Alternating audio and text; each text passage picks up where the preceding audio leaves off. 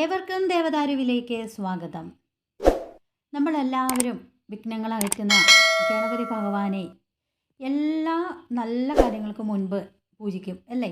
നമ്മുടെ ജീവിതത്തിലെ ദുരിതങ്ങളും ദുഃഖങ്ങളും അകറ്റി എല്ലാ ആഗ്രഹങ്ങളും സഫലമാക്കാനായിട്ട് സഹായിക്കുന്ന ഭഗവാനാണല്ലോ ഗണപതി. ഭക്തന്മാരോട് ഇത്രയധികം അലിവുള്ള മറ്റൊരു ഈശ്വര സ്വരൂപം വേറെയില്ലെന്നാണ് എൻ്റെ ഒരു അറിവ്. അതിവേഗം അനുഗ്രഹം ചുരിയുന്ന ഗണപതി ഭഗവാനെ പൊതുവെ 32 ഭാവങ്ങളിലാണ് ആരാധിച്ചു പോരുന്നത്. ഇതിലൊരു ഭാവമാണ് ഏകദന്ത ഗണപതി. ഈ ഭാവത്തിൽ ഗണപതി അല്ലെങ്കിൽ ഗണപതി ഭഗവാനെ ഗണേശ പൂജ ചെയ്യുന്നവരുടെ എല്ലാ അഭിലാഷങ്ങളും പൂവണിയുക മാത്രമല്ല അവരുടെ ദുഃഖ ദുരിതങ്ങളൊക്കെ ഇല്ലാതാക്കി മോക്ഷപ്രാപ്തി വരെ ലഭിക്കും. എല്ലാത്തിൻ്റെയും ആരംഭമായാണ് നമ്മൾ ഗണേശനെ പൂജിക്കുന്നത്. അഹങ്കാരമില്ലാത്ത സൗമ്യതയെയും ബുദ്ധിയെയും സൂചിപ്പിക്കുന്ന ആനയുടെ മുഖവും ഓങ്കാരരൂപം ഓർമ്മിപ്പിക്കുന്ന വക്രതുണ്ടവും ആ വക്രതുണ്ടമെന്നറിയപ്പെടുന്ന വളഞ്ഞ തുമ്പിക്കയും മനുഷ്യരെ എല്ലാ നേർവഴിക്ക് നയിക്കുന്നതിനുള്ള ആനത്തോട്ടി, അതായത് ലൗകിക ജീവിതത്തിലെ ആഗ്രഹങ്ങളുടെ പ്രതീകമായിട്ടുള്ള പാശവും, സ്വയം കണ്ടെത്തലിൻ്റെ മധുരം കിനിയുന്ന കൊതിയൂറുന്ന മോദകം, ഇങ്ങനെ പറഞ്ഞാൽ തീരാത്ത വിശേഷ ഗുണങ്ങളുള്ള നമ്മുടെ ഗണപതി ഭഗവാൻ നന്മയുടെയും ഐശ്വര്യത്തിൻ്റെയും സമൃദ്ധിയുടെയും ഒക്കെ അതിദേവതയാണ്. ഗണേശ രൂപത്തിലെ പ്രധാന പ്രത്യേകതകളിലൊന്ന് ഒടിഞ്ഞ കൊമ്പാണ്. മഹാഭാരതം എഴുതുവാനും അസുരനോട് യുദ്ധം ചെയ്യുവാനും ഭഗവാൻ ഈ ഒടിഞ്ഞ കൊമ്പ് തന്നെയാണ് ഉപയോഗിച്ചത് എന്നാണ് പുരാണങ്ങളിൽ പറയുന്നത്.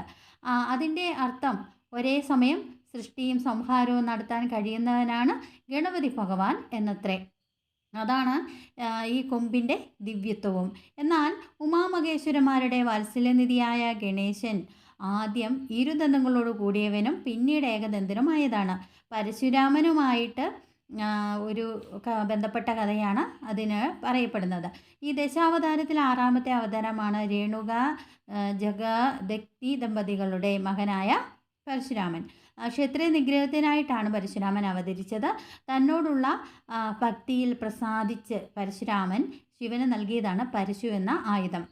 എവിടെ ലക്ഷ്യമാക്കി ആ മഴ പ്രയോഗിച്ചാലും അത് ലക്ഷ്യത്തിൽ ഭേദിച്ച് അത് തിരികെ പരശുരാമൻ്റെ കയ്യിൽ തന്നെ തിരിച്ചെത്തും. ഒരിക്കൽ ഗുരുവായ ശിവനെ കാണാനായിട്ട് പരശുരാമൻ കൈലാസത്തിൽ എത്തിച്ചേർന്നു. ഭഗവാനും ഭഗവതിയും ഗണേശനെ ദ്വാരപാലകനായിട്ട് ആക്കിയിട്ട്, അതായത് കാവല് നിർത്തിയിട്ട് യോഗനിദ്രയിലായിരുന്നു. ശിഷ്യൻ ഗുരുവിനെ കാണാനുള്ള ആഗ്രഹം ഗണപതിയെ അറിയിച്ചു. ഇപ്പോൾ സാധ്യമല്ല എന്ന് ഗണേശൻ പറയുകയും കണ്ടിട്ടേ പോകൂവെന്ന് ശഠിച്ച പരശുരാമൻ ഗണേശനെ ദേഹോപദ്രവം ഏൽപ്പിക്കുകയും ചെയ്തു. ഗണപതിയാകട്ടെ പരശുരാമനെ എടുത്ത് അന്തരീക്ഷത്തിലേക്ക് എറിഞ്ഞു. ഉഗ്രതപസ്യായ പരശുരാമൻ ഏറ്റവും ഒടുവിൽ മാത്രം ഉപയോഗിക്കേണ്ട ശിവൻ സമ്മാനിച്ച ആരാലും തടുക്കാനാവാത്ത പരശു, അതായത് മഴു എടുത്ത് ഗണപതിയുടെ കഴുത്ത് നോക്കി എറിഞ്ഞു. പക്ഷേ അച്ഛൻ ദാനം ചെയ്ത ആയുധം എങ്ങനെ മകനെ ഗളച്ഛേദം ചെയ്യും? മഴു അന്തരീക്ഷത്തിൽ തന്നെ ചുറ്റി നിൽപ്പായി. കാര്യങ്ങളൊക്കെ അങ്ങനെ വഷളായിത്തീർന്നു. അത് കണ്ടിട്ട് ദേവകുലം ഭയപ്പെട്ടു. കൂടുതൽ അഹിതങ്ങൾ ഒഴിവാക്കാനായിട്ട് ദേവന്മാർ കൈലാസത്തിലെത്തി 2 പേരെയും സ്വാന്തനിപ്പിച്ചു. അവർ ഒരു ഒത്തുതീർപ്പുണ്ടാക്കി. പരശുരാമന് മാനഹാനി വരാത്ത തരത്തിൽ ഒരു പോംവഴി. ആനയുടെ, അതായത് ഗജപതി വദനം, കൊമ്പ് എപ്പോഴായാലും മുറിച്ചു മാറ്റേണ്ടത് തന്നെയാണ്. മനുഷ്യർക്ക് നഖവും മുടിയുമൊക്കെ വളർന്നാൽ മുറിക്കണം. അതുപോലെ നഖം കൊമ്പും ഇക്കാര്യത്തിൽ തുല്യം തന്നെയാണ്. അങ്ങനെ ഗണപതിയുടെ കൊമ്പിൻ്റെ തുമ്പ് പരശുരാമൻ വിട്ട മഴ ഉപയോഗിച്ച് അല്പം ഛേദിക്കാൻ ഗണേശൻ അനുവദിക്കുന്നു. അങ്ങനെ പരശു അതിൻ്റെ ലക്ഷ്യം സാധിച്ചു. ഇരുകൂട്ടർക്കും തോറ്റതുമില്ല ജയിച്ചതുമില്ല. ഈ കൊമ്പ് കൊണ്ടാണ് വേദവ്യാസൻ പറഞ്ഞു കൊടുത്ത മഹാഭാരതം മുഴുവൻ ഗണപതി ഭഗവാൻ എഴുതിയെടുത്തതെന്ന് ഐതിഹ്യമുണ്ട്. ഗണപതി ഭഗവാനെ നമ്മൾ മനസ്സാ സ്തുതിച്ച് ഭഗവാനെ മനസ്സറിഞ്ഞു വിളിച്ചാൽ ഏത് കാര്യങ്ങളുടെയും തടസ്സം മാറി ഏത് വിഘ്നങ്ങളും മാറ്റി നമുക്ക് എല്ലാം തന്നെ നല്ല രീതിയിൽ നല്ല മംഗളപരമായിട്ട് ഐശ്വര്യത്തോടും സമാധാനത്തോടു കൂടി അത് പര്യവസാനിക്കാനായിട്ട് ഗണപതി ഭഗവാൻ നമ്മളെ എപ്പോഴും നമ്മുടെ കൂട്ടത്തിൽ തുണയായിട്ടിരിക്കും. അപ്പോൾ ഗണപതി ഭഗവാനെ നമ്മൾ ഏകദന്ത ഗണപതി സ്തുതിയാണ് ഏറ്റവും നല്ലത്. ദിവസേന അത് നമ്മൾ ചൊല്ലിയാൽ ഏറ്റവും നല്ലതാണ്.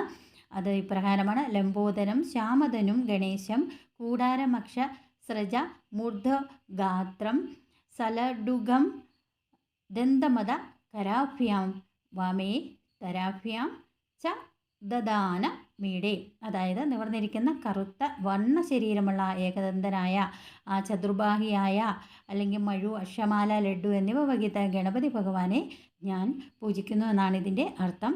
ഈ ഒരു മന്ത്രം ചൊല്ലി നമ്മൾ ദിവസേന ഇതെന്നും വൈകിട്ട് നാമം ചൊല്ലുന്ന കൂട്ടത്തിൽ ചൊല്ലിയാൽ നമുക്ക് എല്ലാവിധ ഐശ്വര്യങ്ങളും നമുക്ക് ലഭിക്കുന്നതായിരിക്കും.